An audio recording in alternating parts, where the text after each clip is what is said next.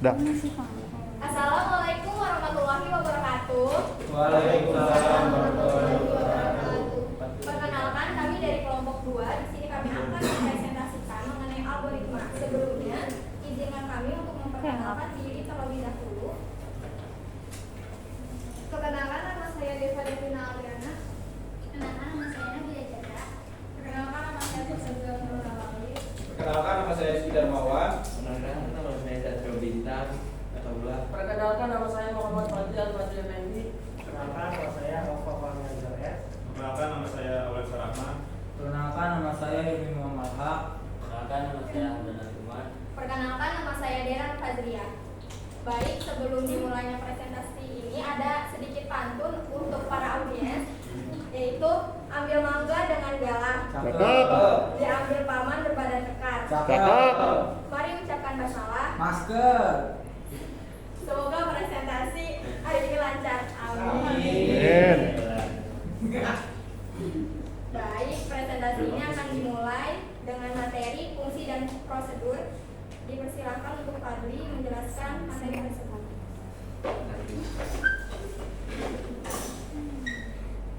Baiklah, saya di sini akan mempresentasikan. Nggak kelihatan. Baiklah, di sini saya akan mempresentasikan tentang fungsi dan prosedur. Pengertian fungsi dan parameter. Kamu membelakang. Lihat kamera dong. Lihat kamera. Gimana sih? Oh itu nanti diedit lagi aja. Sekarang tinggalin potong-potong aja. Lihat ke sini. Agak munduran enggak Nih, lihat. Fadli kesini Nah, nih. Itu dikat enggak? dikat. Di bawah aja nih, boys. Dia itu nggak dikat tadi itu aja. Ini cara mulainya gimana gitu? Udah nggak apa-apa. Halangin orang. Kalau ngangkat video lebih enak kayak gini dah. Daripada dijeda-jeda gini kan. Iya, mending di-cut. Udah. Diedit lagi aja. Edit aja. Diedit tapi udah langsung. Di depan kursinya masing-masing. 1, 2, 3. Baiklah, di sini saya akan mempresentasikan tentang fungsi dan prosedur. Pengertian fungsi dan parameter.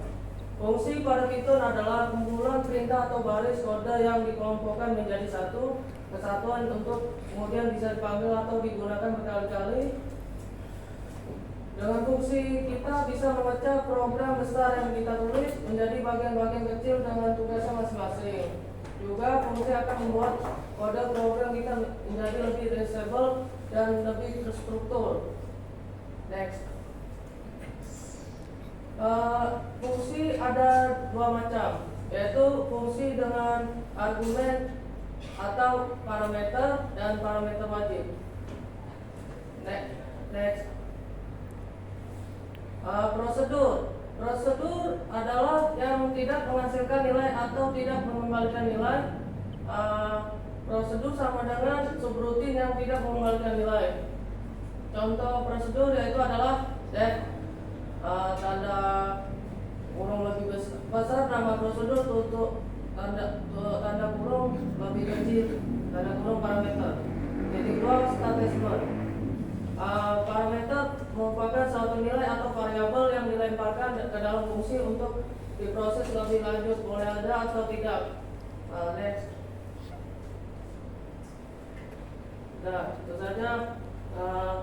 Terima kasih. Wassalamualaikum warahmatullahi wabarakatuh.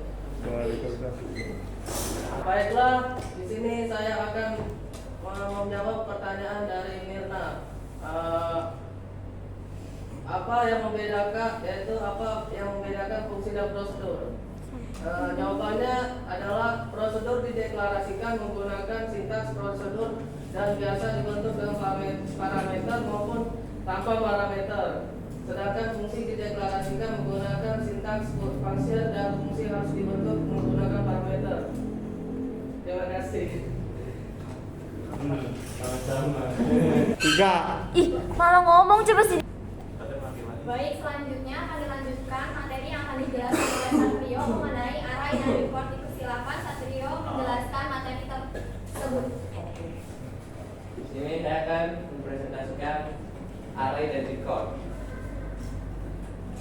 Pengertian array adalah struktur data yang menyimpan data dengan tipe yang sama dalam urutan tertentu. Array pun ada jenis-jenisnya.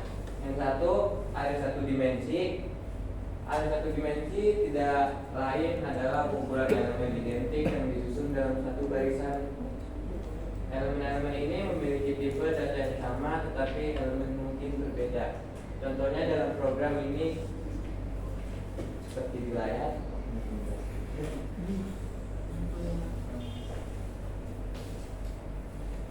Yang kedua, array dua dimensi. Array dua dimensi sering digambarkan sebagai matriks yang merupakan kepanjangan dari array satu dimensi.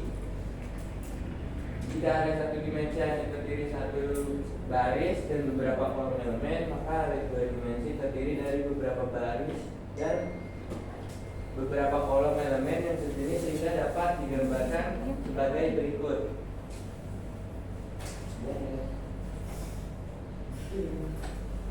Yang ketiga, array multidimensi. Array multidimensi adalah yang mirip dengan array satu dimensi dan array dua dimensi, tapi array multidimensi dapat memiliki lebih banyak memori. Biasanya array multidimensi digunakan untuk merujuk ke array dengan lebih dari dua dimensi atau array yang memiliki lebih dari dua. Untuk merujuk ke array tiga dimensi, 4 dimensi, 5 dimensi, dan sebagainya.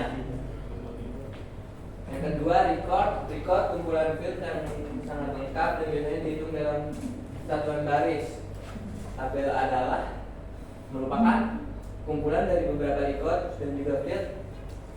File adalah terdiri dari record yang menggambarkan dari satu kesatuan data yang sejenis. Misalnya seperti file nama barang berisikan data tentang semua nama barang yang ada. Data adalah kumpulan fakta atau kejadian yang digunakan sebagai penyelesaian masalah dalam bentuk informasi. Pengertian basis data atau database adalah basis data yang terdiri dari dua kata, yaitu kata basis dan data. Basis dapat diartikan markas ataupun gudang maupun tempat berkumpul. Ya.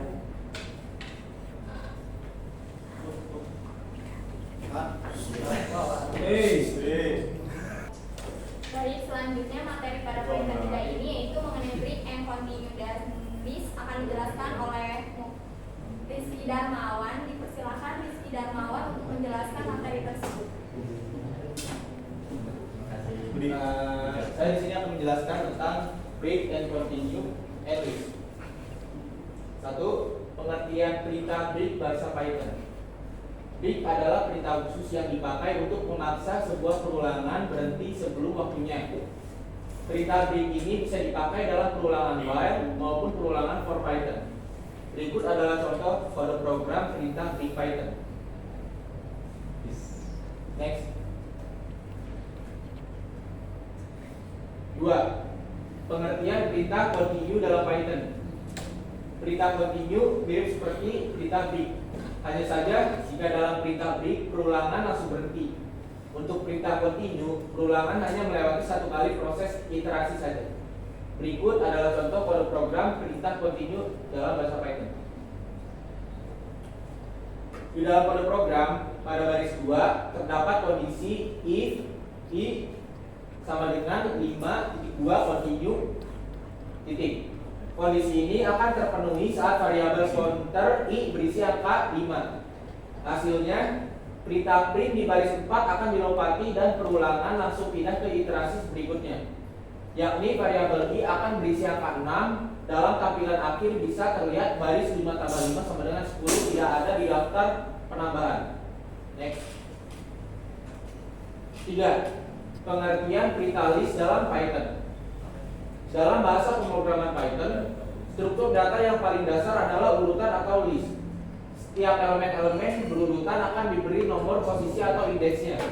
Indeks pertama dalam list adalah 0, indeks kedua adalah 1 dan seterusnya. Berikut adalah contoh kode program perintah list Python. Next.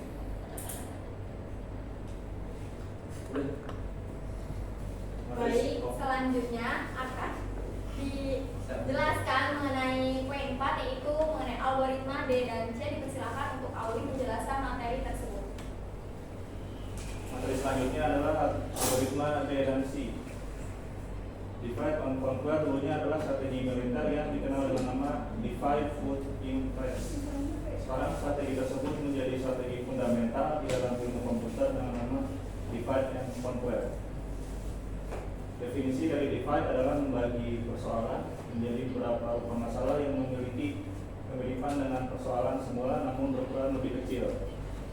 Yang kedua ada conquer. Conquer adalah menyelesaikan masing-masing upah masalah secara langsung atau secara rekursif. Yang ketiga ada combine, menggabungkan solusi masing-masing upah masalah sehingga membentuk solusi persoalan semula. 4. Objek persoalan yang dibagi masukkan input atau instans persoalan yang berukuran n seperti tabel, matriks, eksponen, dan lain-lain ataupun tergantung persoalannya. Tiap-tiap upah masalah mempunyai karakteristik yang sama dengan karakteristik masalah asal sehingga metode divide and conquer lebih natural diungkapkan dengan skema rekursif. Next. Dengan contoh skema umum algoritma divide and conquer. Sekian dari saya. Baik, materi berikutnya yaitu dari mana? Algoritma. Udah. Kan dia dulu. Baik, materi berikutnya yaitu mengenai algoritma backtracking yang akan disampaikan oleh Hilmi. Dipersilakan Hilmi menjelaskan materi tersebut. Oke. Algoritma backtracking merupakan salah satu bentuk algoritma yang banyak digunakan oleh para programmer ataupun pengguna komputer ahli untuk menyelesaikan suatu permasalahan komputasional pada perangkat komputer yang mereka gunakan. Dalam programming algoritma backtracking, rekursi adalah kunci dari programming backtracking. Rekursi sendiri merupakan proses pengulangan suatu hal, mencakup kesamaan diri. Penggunaan yang paling umum dari rekursi terdapat dalam bagian ilmu matematika di ilmu komputer. Fungsi dari algoritma backtracking adalah penggunaan terbesar algoritma backtrack adalah untuk membuat AI pada board games. Dengan algoritma ini, program dapat menghasilkan pohon sampai dengan kedalaman tertentu di bulan status dan memilih solusi dan akan membuat langkah-langkah yang akan dilakukan oleh user akan menghasilkan pohon solusi terbanyak. Cara ini dipakai sebagai AI yang digunakan untuk dynamic problem solving. Penjelasan algoritma backtracking, solusi persoalan yaitu ada di layar. Yang kedua ada fungsi pembangkit nilai XK, ada di layar juga. Yang ketiga fungsi pembatas. Pada beberapa persoalan fungsi ini dinamakan fungsi kriteria dari layar. Next. Kelebihan dan kekurangan algoritma backtracking. Kelebihannya yang pertama dapat diaplikasikan ke berbagai macam persoalan karena algoritma ini tidak memiliki batasan tipe persoalan. Misalnya ada di layar. Yang kedua ada kekurangan. Yang pertama yaitu tidak mampus karena pencocokan solusi persoalan dilakukan untuk semua kemungkinan yang ada sehingga algoritma ini lambat. Misalnya ada di layar. Contoh kasus algoritma backtracking yang biasa menerapkan algoritma backtracking ini yaitu memecahkan password atau kata sandi yang terdapat pada sebuah program, membuat sistem kerja di sebuah game, atau untuk memecahkan permasalahan yang berbau permainan, contohnya sudoku, puzzle, dan teka-teki silang. Sekian, terima kasih. Selanjutnya itu pada poin 6 mengenai algoritma brute force yang akan disampaikan oleh Aupa. Dipersilakan Aupa menjelaskan materi tersebut. Algoritma brute force adalah pendekatan yang lurus atau lempang, berdasarkannya itu straightforward untuk memecahkan suatu persoalan. Biasanya algoritma brute force didasarkan pada pernyataan pada persoalan dan konsep yang dilibatkan. Cara memecahkan persoalan dengan sederhana, langsung, dan jelas atau tidak berbelit-belit. Contoh-contoh brute force yang pertama adalah mencari elemen terbesar. Kita beri pernyataan sebuah himpunan yang beranggotakan n, buah bilangan bulat, bilangan bulat tersebut dinyatakan sebagai A1, A2, dan seterusnya. Carilah elemen terbesar di dalam himpunan n tersebut. Prosedurnya cari elemen terbesar. input A1, A2, dan seterusnya. Integer, output maksimal integer. Mencari elemen terbesar di antara elemen A1, A2, dan seterusnya. Elemen terbesar akan disimpan di dalam maksimal. Masukkan A1, A2, dan seterusnya. Keluarannya itu maksimal. Contoh programnya seperti pada layar. Yang kedua, contohnya itu adalah sequential search. Diberikan n dua bilangan bulat yang dinyatakan sebagai A1, A2, dan seterusnya. Carilah apakah X terdapat di dalam himpunan bilangan bulat tersebut. Jika X ditemukan, maka lokasi atau indeks elemen yang bernilai X disimpan di dalam pengubah ID X.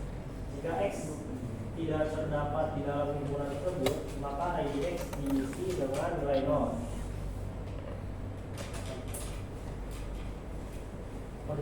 Prosedurnya adalah pencarian beruntun. Input A1, A2, dan seterusnya, integer X, integer, output ID X, integer. Mencari X dalam elemen A1, A2, dan seterusnya. Lokasi tempat X ditemukan diisi ke dalam ID X. Jika X ditemukan, maka ID X diisi dengan 0. Masukkan A1, A2, dan seterusnya. Contoh programnya seperti pada layar. Karakteristik dari algoritma brute force umumnya tidak cerdas dan tidak mampus karena ia membutuhkan jumlah komputasi yang besar dan waktu yang lama. Dalam penyelesaiannya, kata force mengidentifikasikan tenaga ketimbang otak. Algoritma brute force lebih cocok untuk persoalan yang berukuran kecil. Pertimbangannya sederhana, implementasinya mudah. Algoritma brute force sering digunakan sebagai basis pembanding dengan algoritma yang lebih mampus. Sekian dari saya, terima kasih. Selanjutnya, materi mengenai dinamik programming yang akan disampaikan oleh Hamdan. Dipersilakan Hamdan untuk menjelaskan materi tersebut. Oke, terima kasih. Saya di sini akan menjelaskan tentang dinamik programming.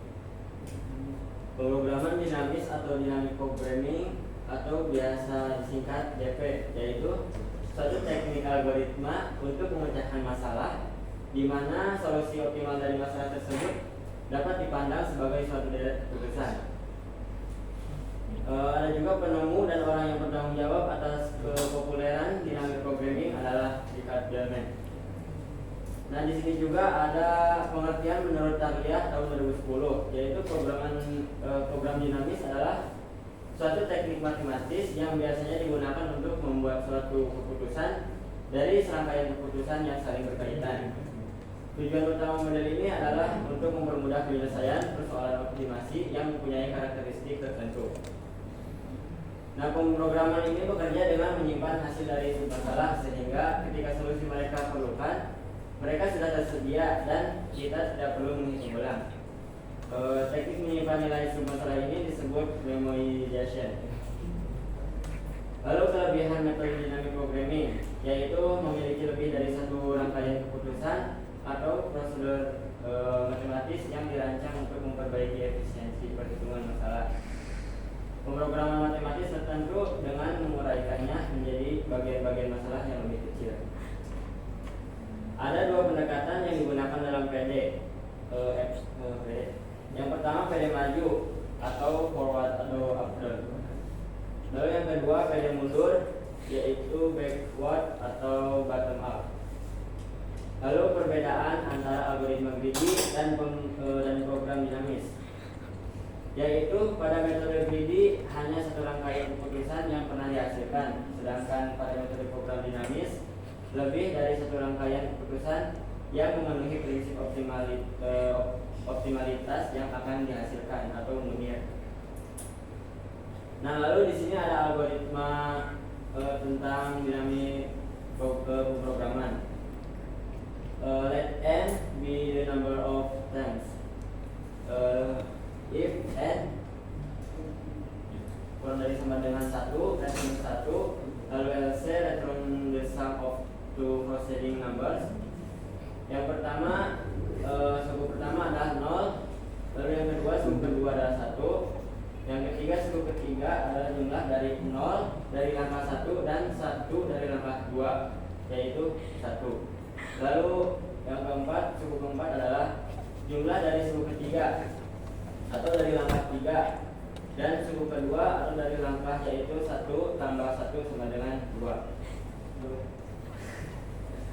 Lalu yang kelima, suku kelima adalah jumlah dari suku keempat, dari langkah keempat dan suku ketiga atau dari langkah ketiga, yaitu 2 ditambah 1 sama dengan 3. Jadi urutan 0, 1, 1, 2, 3. Nah, di sini telah menggunakan hasil dari langkah-langkah sebelumnya seperti yang ditunjukkan di bawah ini. Nah, ini disebut pendekatan pemrograman dinamis. Next. Lalu ada cara kerja pemrograman dinamis. Pemrograman ini bekerja dengan menyimpan hasil dari submasalah, sehingga ketika solusi mereka perlukan, mereka sudah tersedia dan kita tidak perlu menghitung ulang. Teknik menyimpan nilai submasalah ini disebut memoization. Dengan menyimpan nilai dalam array, kita menghemat waktu untuk perhitungan submasalah yang telah kita temui. Dinamis pemrograman dengan memoizasi adalah pendekatan top down untuk pemrograman ini, dengan membalikkan arah di mana algoritma bekerja, yaitu dengan memulai dari kasus dasar dan bekerja menuju solusi. Nah, kita juga dapat mengimplementasikan secara bottom up. Sekian dari saya. Wassalamualaikum warahmatullahi wabarakatuh. Materi selanjutnya yaitu algoritma greedy yang akan dijelaskan oleh Darren Fajri. Baik, selanjutnya itu mengenai algoritma greedy. Di sini saya akan mengulas sedikit apa sih yang pengertian dari algoritma itu. Jadi algoritma adalah langkah dalam mencari solusi atas sebuah masalah. Jadi algoritma itu di mana sebuah langkah atau solusi di mana dalam pengerjaan suatu program lebih mudah dan lebih praktis. Selanjutnya saya akan menjelaskan mengenai algoritma greedy. Apa sih yang dimaksud dengan algoritma greedy? Algoritma greedy merupakan metode yang sangat populer untuk memecahkan persoalan optimasi. Greedy sendiri diambil dari bahasa Inggris, yaitu yang artinya rakus, tamak, atau serakah. Selanjutnya ada prinsip algoritma greedy. Algoritma greedy memiliki prinsip yaitu take what you can get now, yang artinya sebagai berikut, yaitu pada setiap langkah dalam algoritma greedy kita ambil keputusan yang paling optimal untuk langkah tersebut tanpa memperhatikan konsekuensi pada langkah selanjutnya. Sebagai contohnya, saya ambil yaitu apabila menggunakan algoritma greedy untuk menempatkan komponen di atas papan sirkuit, sekali komponen telah diletakkan dan dipasang, maka tidak dapat dipindahkan lagi. Next. Selanjutnya yaitu ada tujuan dari algoritma greedy. Apa sih tujuan dari algoritma greedy? Algoritma greedy memiliki tujuan mencari solusi yang mendekati nilai optimal dengan memaksimumkan atau meminimumkan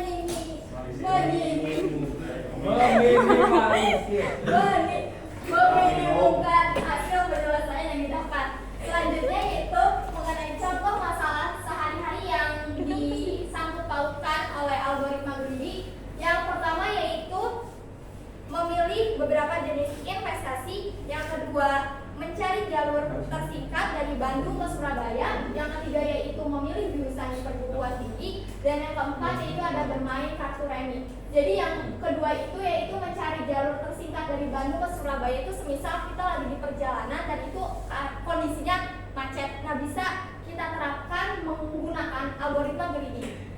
Selanjutnya yaitu di sini saya akan mengambil sebuah contoh. Dari contoh tersebut saya mengambil permainan kartu remi yang dimana penerapannya menggunakan prinsip algoritma greedy. Menggunakan dua penerapan, yaitu yang pertama penerapan bertahan di mana membuang kartu-kartu yang bernilai besar yang bukan merupakan kartu spesial. Yang kedua yaitu greedy membunuh pemain lain, yaitu membuat nilai di arena 100 atau mendekati nilai 100 pada setiap giliran pemain.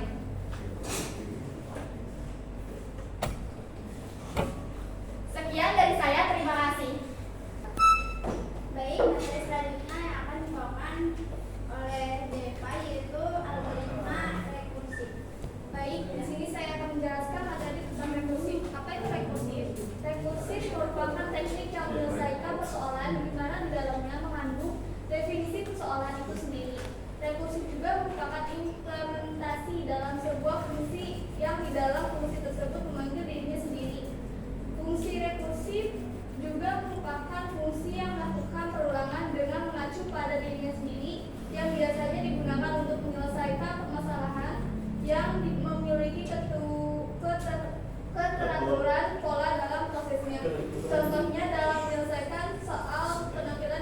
bilangan. Contoh rekursif bisa kita lihat pada tabel. Gambar di samping merupakan contoh rekursif yang menjelaskan fungsi rekursif adalah faktorial. Faktorial dari bilangan asli n adalah hasil perkalian antara bilangan bulat positif yang kurang dari atau sama dengan n. Jadi n itu disebut faktorial. Sebagai contohnya 5 sama dengan 5 kali 4 kali 3 kali 2 kali 1 sama dengan 120. Next. Rekursif juga memiliki kelebihan dan kekurangan, yaitu kelebihannya sangat mudah untuk melakukan perulangan dengan batasan yang luas, dalam artian melakukan perulangan dalam skala yang besar, dan dapat melakukan perulangan dengan batasan fungsi. Kekurangannya yaitu 1. Tidak bisa melakukan next loop atau looping bersarang. 2. Biasanya membuat fungsi sulit untuk dipahami yang cocok untuk persoalan tertentu. 3. Proses agak berbelit-belit karena terdapat pemanggilan fungsi yang berulang-ulang dan pemanggilan datanya menumpuk. Sekian, terima kasih. Baik, selanjutnya yaitu mengenai poin 10, sorting yang akan disampaikan oleh Nabila Zahra. Dipersilakan Nabila untuk menjelaskan materi tersebut. Algoritma sorting yaitu algoritma suatu algoritma memproses, mengurutkan pengurutan sekumpulan data dari yang terkecil yaitu ascending atau dari yang terbesar descending. Jenis-jenis algoritma sorting yaitu bubble sort, intersection sort, selection sort, margin sort, quick sort, dan lain-lainnya. Berikut penjelasan tentang bubble sort.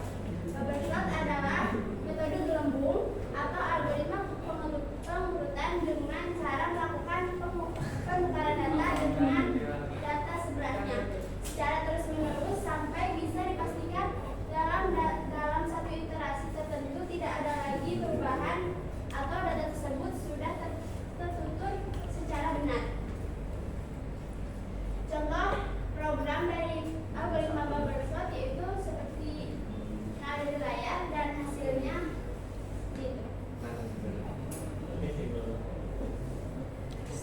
Algoritma bubble sort memiliki kekurangan dan kelebihan, yaitu kekurangannya tidak efisien pada saat pengurutan data yang sangat besar akan mengalami kelambatan, atau dengan kata lain kinerja memburuk cukup signifikan ketika data yang diolah jika data cukup banyak. Kelebihannya, metode bubble sort merupakan metode yang paling simpel dan mudah untuk dipahami algoritmanya. Terima kasih. Materi selanjutnya yaitu materi 11 yaitu searching, algoritma searching akan dibawakan oleh Dera. Baik, di sini saya akan menjelaskan mengenai searching. Yang dimaksud dengan searching adalah proses yang fundamental dalam pengolahan data. Proses pencarian adalah menemukan nilai atau data tertentu di dalam kumpulan data yang bertipe data sama, baik bertipe data atau bertipe bentukan sebagai contoh untuk melakukan update atau perubahan data tertentu. Langkah awal yang harus dilakukan adalah dengan menemukan keberadaan data tersebut di dalam kumpulannya. Jika data yang dicari ditemukan, maka data tersebut dapat diubah nilainya dengan yang baru. Selanjutnya yaitu poin 2 mengenai macam-macam algoritma searching. Yang pertama ada algoritma sequential search. Apa sih yang dimaksud dengan algoritma sequential search? Sequential search adalah salah satu algoritma pencarian data yang biasa digunakan untuk data yang berpola acak atau belum terurut. Selanjutnya itu ada konsep-konsep mengenai algoritma sequential search. Konsep dari algoritma tersebut dibagi menjadi 4. Yang pertama yaitu konsepnya ada membandingkan setiap elemen pada array satu persatu secara berurut. Yang kedua yaitu ada proses pencarian dimulai dari indeks pertama hingga indeks terakhir. Yang ketiga yaitu ada proses pencarian akan berhenti apabila data ditemukan. Jika hingga array data masih juga tidak ditemukan, maka proses pencarian tetap akan dihentikan. Selanjutnya yang keempat yaitu konsepnya proses perulangan pada pencarian akan terjadi sebanyak jumlah n elemen pada array. Selanjutnya pada poin B ini ada ilustrasi mengenai algoritma segmental search. Bisa dilihat ini adalah ilustrasi dari algoritma tersebut.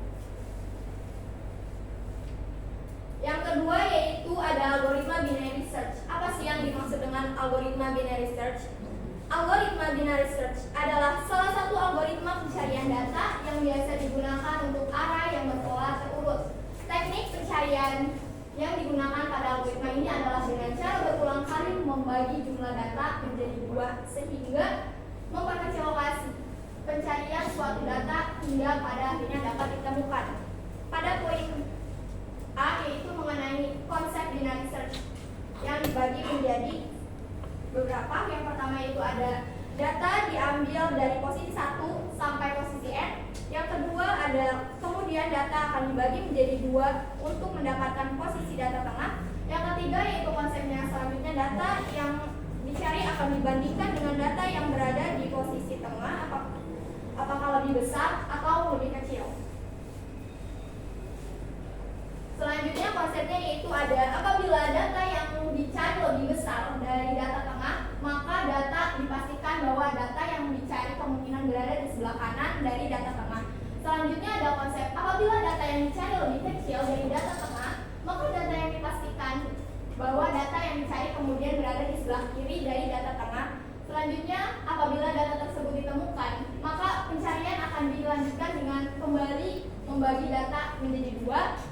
Namun apabila data bernilai sama, maka data yang dicari langsung ditemukan dan pencarian dihentikan. Pada poin B ada ilustrasi mengenai binary search. Dapat dilihat ilustrasi dari binary search ini pada layar. Baik, sekian dari saya. Terima kasih. Baik, pada poin 12 ini mengenai algoritma C4.5 yang akan dijelaskan oleh Rizky Darmawan. Dipersilakan Rizky untuk menjelaskan materi tersebut. Saya di sini akan menjelaskan tentang algoritma C4.5. Algoritma C4.5 merupakan salah satu metode data mining untuk memprediksi kemampuan siswa dalam menyelesaikan bidang studi. Dilihat dari faktor eksternal siswa. Algoritma C4.5 digunakan untuk mengetahui tingkat akurasi prediksi kemampuan siswa sekolah menengah. Tahapan umum algoritma C4.5 untuk membangun pohon keputusan atau decision tree adalah 1. Memilih atribut sebagai akar, lalu berdasarkan gain tertinggi. 2. Membuat cabang untuk nilai. 3. Membagi kasus dalam cabang-cabang tersebut. 4. Looping atau ulangi masing-masing cabang sampai semua kasus tercakup. Ini ada contohnya. Baik, sekian dari saya. Terima kasih. Baik, materi berikutnya yaitu pada poin ke-13 mengenai algoritma K-means yang akan dijelaskan oleh Nabila. Dipersilakan Nabila menjelaskan materi tersebut. Baik, algoritma K-means yaitu algoritma yang digunakan untuk klaster dokumen. Algoritma K-means merupakan algoritma yang membutuhkan parameter input sebanyak k dan membagi sekumpulan n objek ke dalam cluster sehingga tingkat kemiripan antara anggota dalam satu cluster tinggi, sedangkan tingkat kemiripan dengan anggota pada cluster lainnya rendah. K-means didefinisikan yaitu sebagai algoritma interaktif yang membagi sekumpulan data set yang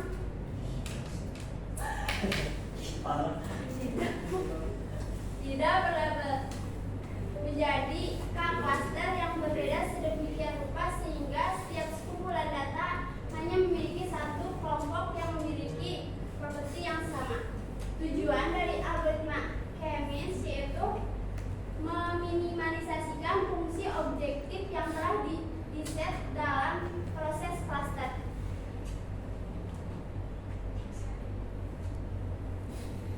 Tahapan algoritma K-means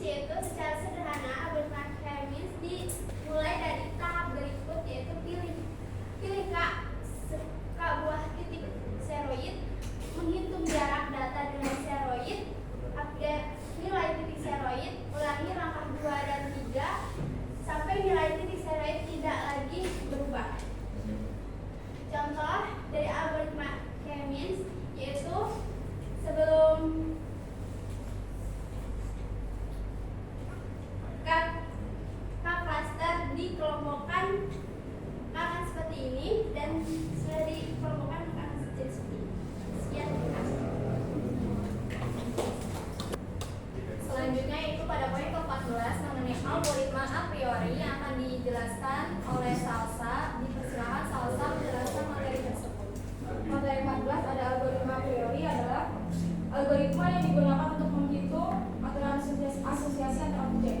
Aturan asosiasi menjelaskan bagaimana dua atau lebih objek terkait satu sama lain. Dengan kata lain, algoritma a priori adalah algoritma berbasis aturan asosiasi yang menganalisis apakah orang membeli produk A juga akan membeli produk B. Penggunaan algoritma a priori untuk menganalisa keranjang belanja atau membantu menemukan produk yang dapat dibeli bersama. Di bidang perawatan kesehatan, berfungsi untuk menemukan reaksi obat untuk pasien. Pada data ini, algoritma a priori banyak digunakan untuk menemukan data yang paling sering muncul dalam sebuah database. Ke-15 ada algoritma naive Bayes. Pengertiannya adalah algoritma yang mempelajari probabilitas suatu objek dengan ciri-ciri tertentu yang termasuk dalam kelompok atau kelas tertentu. Singkatnya, ini adalah pengklasifikasi probabilistik.